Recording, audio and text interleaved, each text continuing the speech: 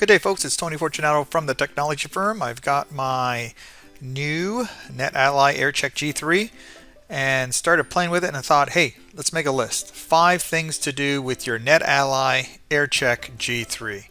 Enjoy, folks. Now, this has to be one of my favorite features with any tool, but I just really appreciate the fact that NetAlly put this in with the G3. It's remote access because it's a wireless handheld troubleshooting and baselining tool. It'd be really cool if you could leave it somewhere in a closet or wherever and remotely access it and do your spectrum analysis or Wi-Fi discovery or packet capture, whatever you got to do.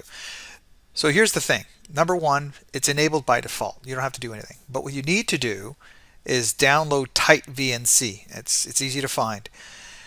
And then the nice thing about TightVNC is that it comes in iOS, Android, Windows, Mac. It doesn't matter. It comes in all sorts of versions, and that way you can access the tool remotely. So just make sure the unit's on a Wi-Fi network.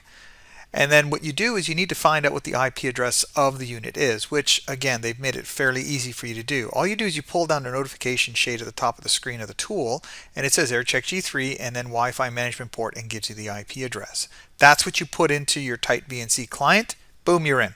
That's it. It's that simple. And then from there you can do anything you need to do. I'm guessing this is the latest trend or fad with Wi-Fi. And it is when you have multiple frequencies to support on the wireless access point, you have the same SSID for both of them. I guess the theory is that your laptop, tablet, phone, whatever, is smart enough to figure out which frequency to use and give you the best possible signal.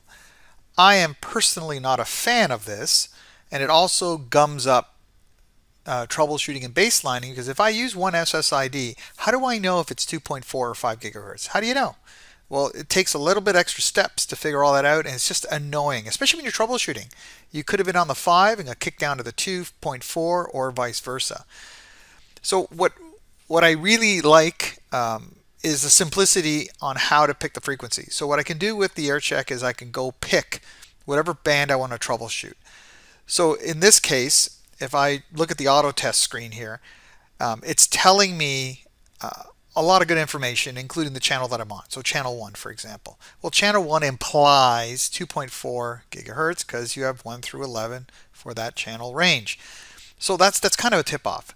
But if you want to select the band that you are troubleshooting to make sure that you're on 2.4 or 5, you just go into the general settings of the tool and you can pick the band that you want. I would strongly encourage you to pick a band unless you're trying to figure out how well the single SSID with the multiband works. That's a whole other thing. But just out of the box, if you're doing iPerfs, pings, auto testing, I would strongly encourage you to pick the band that you want to use.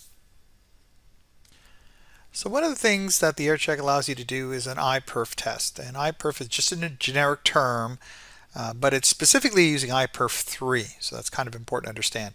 And when you run your iPerfs, you're just basically checking for either throughput. You can do a UDP test, which is going to be your jitter and your packet loss. But you have to make sure you have an appropriate time or duration for the test. Now this always ends up being a big fist fight when we have these conversations in my classes and troubleshooting engagements.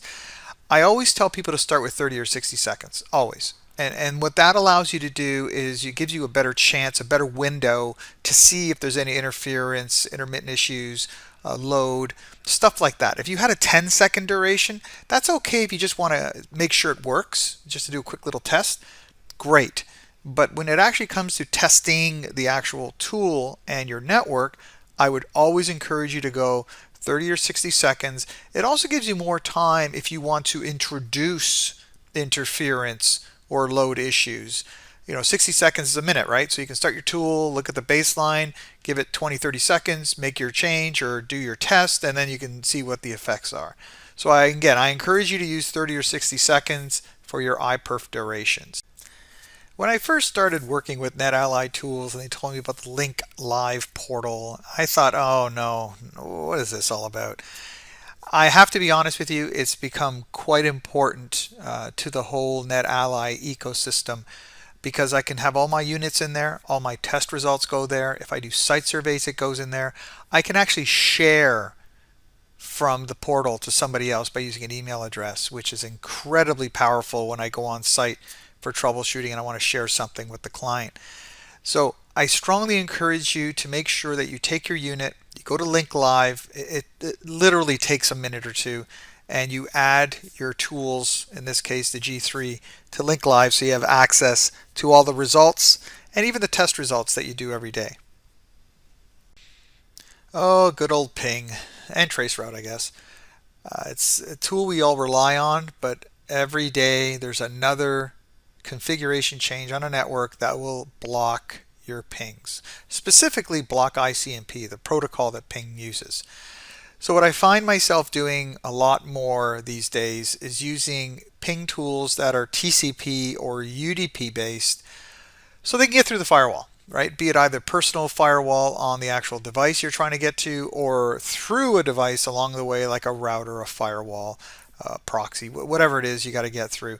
So I would strongly encourage you to use TCP port numbers as well as ICMP or instead of ICMP. If you're going to use a port number, you need to know what port number is available on the other end. The best way to do that is just ask or find out. I'm not a big fan of doing a port scan without people knowing, because that might set off some other flags and alarms you don't want to get into. But just short and sweet, go with your port numbers. You can see here I've got thetechfirm.com. I used port 80, right?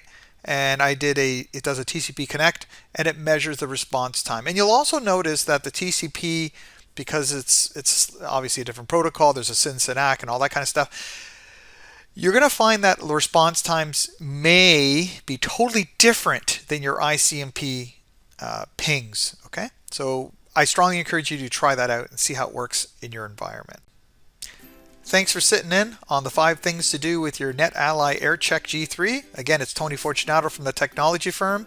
I'm going to follow this up with a whole bunch more detailed videos and articles on some of those slides, so stay tuned and I'll see you around.